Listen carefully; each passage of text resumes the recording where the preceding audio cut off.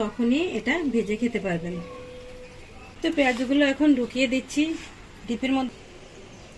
এইগুলো যখন তেলের উপরে রান্না করি তখন ওরা খেতে অনেক পছন্দ করে, সাথে মাংসও দিয়েছি। আসসালামাইকুম। আম্মু আজকে বানাবে পুয়া পিঠা, কারণ আম্মুর অনেক পুয়া পিঠা খেতে ইচ্ছা করছে।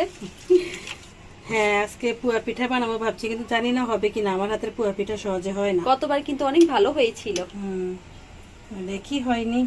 বিসমিল্লাহ। ডাল দিয়ে ইনস্ট্যান্ট পেঁয়াজুর মিক্স তৈরি করেছি, কারণ আমাদের পেঁয়াজুর ডাল বাটার সময় নাই। এই জন্য আজকে এই পেঁয়াজুটাই খাবো। আর এখানে কিছুটা আম্মু ফ্রোজেন করে রাখছে কালকের জন্য, ডিপ ফ্রিজে করে রাখবো। এই পেঁয়াজুটা মানে এত ভালো হয় খেতে, খুবই মজা হয়। আর দ্বিতীয়ত একটা উপকার আছে, সেটা হচ্ছে এভাবে আপনি ফ্রোজিং করে রেখে দিতে পারবেন মাসের পর মাস, নষ্ট হবে না। আর এই কয়টা কিন্তু আমরা আজকে ভেজে খাবো। হ্যাঁ, আর যখন ইচ্ছা তখনই এটা ভেজে খেতে পারবেন। তো পেঁয়াজগুলো এখন ঢুকিয়ে দিচ্ছি, ডিপের মধ্যে রেখে দেব। তো 5-6 ঘন্টা রাখলেই এটা শক্ত হয়ে যাবে। আর তারপর এটা আমি একটা বক্সে করে রেখে দেব। এটা কিন্তু বাটাবাটি কোনো ঝামেলা নেই। হ্যাঁ, আজকে আমাদের ইফতারি অল্পই হবে, কারণ আমরা পিঠা বানাচ্ছি, পিঠা খাবো। মাশাআল্লাহ অনেক ভালো ফুলছে। প্রথমটা সবসময় এরকমই হয় একটু। হ্যাঁ, আস্তে আস্তে বানাতে বানাতে তারপরে সুন্দর হয় আর কি। তো দেখি কিরকম হয়। আমার হাতের পোয়া পিঠা হয় না এটা আমি জানি, কিন্তু লাস্টে দিয়ে মাঝে মাঝে 2-1টা হয়। মরিচ ভাত বানানোর জন্য আম্মু মরিচটাকে ভাতের সাথে মিশিয়ে দিয়েছে। আর এখানে কারি পাতা দিছি, আর একটু লবণ দিছি, আর সামান্য করে হলুদের গুঁড়া দিছি। আজকে আমরা মরিচ ভাত বানাবো। এই যে এইভাবে। আসলে এটা বিখ্যাত, এত সুন্দর গান আসতেছে, এটা খাইতে যে কত মজা হবে আল্লাহই জানে। এটা নাকি বিরিয়ানিকেও হার মানাবে, বিরিয়ানির মতো নাকি এটা স্বাদ। এবার ইফতার করার পরে খেয়ে দেখবো এটা স্বাদ কেমন। এই কারি পাতার মানে গ্রানটা খুব সুন্দর হয়ে ভাতের সাথে মিশে গেছে, আর খুব ভালো লাগতেছে। আর এই যে শুকনো মরিচের গ্রানটাও, আর ভাতটার কালারটা দেখছেন কত সুন্দর আসছে। এটা অনেক ঝাল ঝাল হয়। যারা বেশি ঝাল খেতে পছন্দ করেন তারাই এই রাইসটা তৈরি করবেন। যারা ঝাল একদম খেতে পারেন না তাদের জন্য এই রাইস না। আমরা ঝাল খেতে পারি, আমরা সবাই ঝাল খাই, তো এই জন্য আমাদের জন্য এটা রাইসটা খুবই উপযোগী। আর যারা ঝাল খায় না তারাও 1 চামচ ট্রাই করে দেখতে পারেন, মনে হয় তারাও ঝাল খাওয়া শিখে যাবে। প্রতিদিন তাসিন গাছগুলাতে আসি পানি দিয়ে যায়, আর আমাদের গাছগুলা এখন অনেক সুন্দর হয়ে আছে। এখানে বেলি ফুলে কলি আসছে, আম্মু তো অনেক খুশি, কারণ এই বেলি ফুল গাছটা আম্মুর। এই পাতাগুলো নতুন গজাইছে, এতদিন অনেক মানে দেখছি হয় না ভাবছি মরে যাবে, কিন্তু আল্লাহর রহমতে এখন হয়েছে। আর দেখেন লেবু গাছ বড় হচ্ছে দিন দিন। আমরা এখানে মূলত কারি পাতা নিতে আসছিলাম। হ্যাঁ, এই কারি পাতাও নিয়ে গেলাম। আজকে আমাদের একটা রান্না হবে এই কারি পাতা দিয়ে। আমাদের কারি গাছটাও মাশাআল্লাহ অনেক বড় হয়ে গিয়েছে। জানি না এই যে ফল আসছে, ফল জানি না ওই বাসায় ছাদে রাখতে পারবো নাকি, বারিন্দাতে তত রোদ আসে না। গাছগুলার কি হবে এটা চিন্তায় আছি। আজকে 3-4 রোজা আমরা নিজেদের গাছের পুদিনা খাই। আম্মুই ছিঁড়ে, কারণ আম্মু পুদিনা পাতা ছিঁড়লে আর পুদিনা পাতা একটু ভালো হয়। মাশাআল্লাহ, যতবারই খাই আল্লাহর রহমতে অনেকটা বেড়ে যাচ্ছে। তো প্রথম যখন আপনাদেরকে দেখাইছি তখন কত ছোট ছিল দেখছেন, আর এই যে এতবার খাচ্ছি আলহামদুলিল্লাহ একটু কমে নাই, আরো বাড়তেছে না মনে হয় না।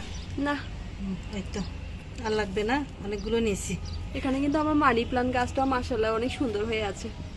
পানি দেই যে নিয়মিত, গাছে নিয়মিত পানি দিলে গাছ অনেক ভালো হয়। আম্মু পেঁয়াজ দিয়ে এটা ডেকোরেশন করে দিয়েছে। এটা কিনতে কিন্তু অনেক মজা হবে, আমরা তো এটা খাওয়ার জন্য অপেক্ষা করছি অনেক।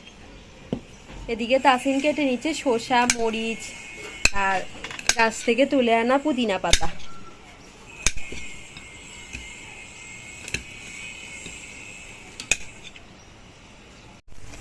অনেক কষ্ট করে এই পিঠাটা একটু সুন্দর বানাইছি। আরগুলা কি হয়েছে দেখেন, এই যে আরগুলা একটু বেশি সুন্দর হয় নাই, এই যে এগুলা কেমন যেন হয়েছে। আর এগুলা বেশি মচমচা হয়ে গেছে। মচমচা এগুলা কিন্তু খেতে ভালো লাগে আম্মু। হ্যাঁ, খেতে ভালো লাগে, দেখতে সুন্দর না হলেও।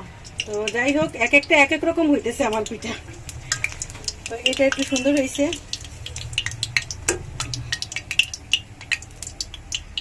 এটা একদম মালপোয়ার মতোই হয়েছে।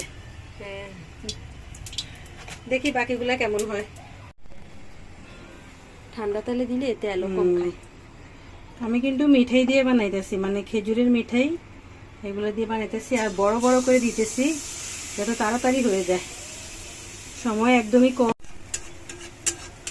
মাশাআল্লাহ করে ভালোই ফুলতেছে। তো মাশাআল্লাহ পিঠাগুলো ভালোই হইতেছে। প্রথমে পিঠা সবারই একটু খারাপ হয়। হ্যাঁ, আর মালপোয়া এমনিও আমি একটু বানাতে পারি না। আমি কেন যেন মালপোয়া বানাতে পারি না, এত কিছু করি মালপোয়া বানাতে পারি না।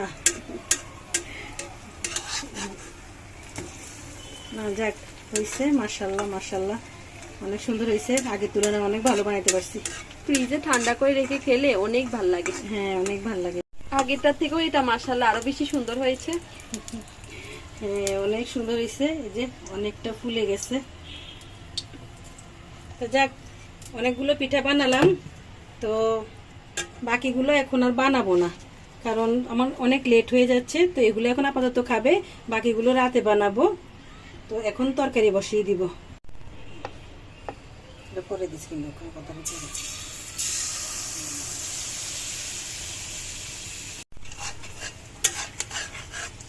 সবাই বলবে আমি এত বড় বড় করে পিঠা বানাইতেছি কেন। আসলে আমার সময় কম, এই জন্য আমি বড় বড় করে পিঠা বানাইতেছি। আম্মু ভাবছিল সময় কম, পরে দেখে যে 20 মিনিট আছে, এই 20 মিনিটের মধ্যে আম্মু তাড়াতাড়ি করে এটা পুড়ে এলাইছি। হ্যাঁ, তাড়াতাড়ি করতে গিয়ে হ্যাঁ ভাবছিল যে ইফতারের পরে বানাবে, কিন্তু আম্মু ভাবি দেখলো যে ইফতারের পরে আম্মু যে হাল অবস্থা হয়, ইফতারের পরে আমার শরীরটা একদম খারাপ হয়ে যায়, আমি আর পারি না বানাইতে। এখন চিন্তা করলাম ওরা তো আবার এগুলা পছন্দ করে, রেখে রেখে খায়, ওর বাবাও অনেক পছন্দ করে, এই জন্য পুরোটাই বানিয়ে ফেলেছি। আজকে মুরগির ঘিলা কলিজা রান্না করবে আম্মু, সাথে মাংসও আছে। এটা খেতে কিন্তু অনেক মজার হয়। একদম ভুনা ভুনা করবো, একদম মানে শুকনা শুকনা করে। আর সাথে ডাল রান্না করছি, ব্যাস আজকে এটাই আমাদের খাবার। আমরা অনেক পছন্দ করি খাইতে। হ্যাঁ, অনেক ভালো লাগে। অনেক ভালো লাগে এটা আমাদের কাছে, বাচ্চারা অনেক পছন্দ করে। তো একদম শুকনো শুকনো করে যখন তেলের উপরে রান্না করি তখন ওরা খেতে অনেক পছন্দ করে। সাথে মাংসও দিয়েছি একটু একটু করে, ভাবছি ছোট ছোট করে কয়টা আলুও দেব। মশলাটা কষিয়ে নিয়েছি, এখন ঢেলে দিচ্ছি।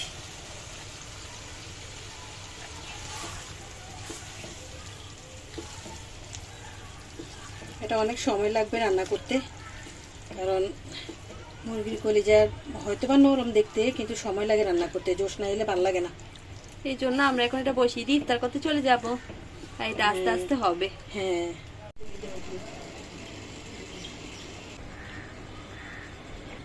বৃষ্টির অভাবে আমের এই যে বোলগুলো আছে না, ফুলগুলো, ওগুলো সব ঝরে যাচ্ছে। আহারে কি সুন্দর আম হয়েছে, ছোট ছোট আমগুলা, সেগুলোও ঝরে যাচ্ছে। চিলি রাইস খেয়ে ইফতারের পরে সবার পেট ভরে গেছে, এখন কেউ ভাত খেতে চায় না।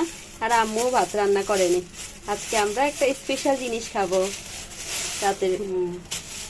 এই তো স্পেশাল জিনিস আমাদের জন্য। কালকে ওর বাবা 4টা নান রুটি নিয়ে আসছিল রাতের বেলা, তো ওরা ঘুমাই গেছে আর খাওয়া হয় নাই। তা আমি রেখে দিছিলাম, সারাদিন তো রোজাই রাখছে। তো এখন বের করছি, কই থাক ভাতা রান্না করবো না, এগুলো দিয়ে আমরা ওই যে ভুনা মুরগি রান্না করছি, কলিজা তারপরে গিলা কলিজা সব কিছু মিলিয়ে তারপর রান্না করছিলাম আর কি। তো ওগুলো দিয়ে খাবো। আর আজকে ভাত রান্না করব না, শুধু ভোর রাতের জন্য অল্প কয়টা, তো যে রাতের বেলায় রান্না করে নেবো আর কি। 10টা দিয়ে রান্না করে ফেলবো এটা।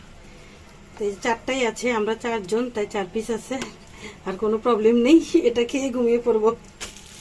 তাহলে আজকে ব্লগটা এইটুকু পর্যন্তই রাখি। সবাই ভালো থাকবেন, সুস্থ থাকবেন। আল্লাহ হাফেজ। আল্লাহ হাফিজ।